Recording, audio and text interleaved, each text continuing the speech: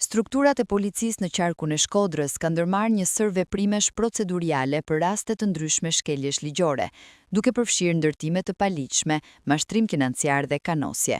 Specialistët për hetimin e krimeve të postës së policisë Theth ndaluan një 51 vjeçar i dyshuar për kryerjen e punimeve ndërtimore pa leje në një zonë të mbrojtur, konkretisht në lumin e Shalës.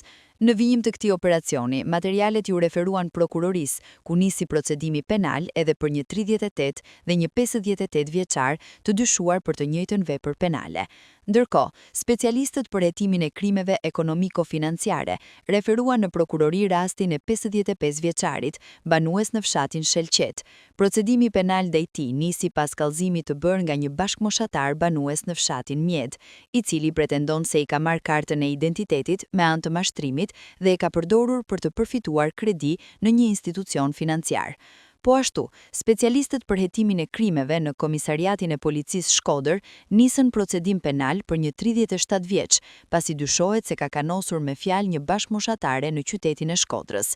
Në një tjetër rast, shërbimet e pikës së kalimit kufitar Muriqan ndaluan shtetasin në kërkim K.A., 33 vjeç, i dyshuar si autori vjedhjes së një shume parash në një dyqan në lagjen Kongresi i Përmetit në Shkodër. Pas konsultimit me prokurorin, u vendos që ai të hetohet në gjendje të lirë. Të gjitha materialet proceduriale i janë referuar prokurorisë Shkodër për veprime të mëtejshme hetimore.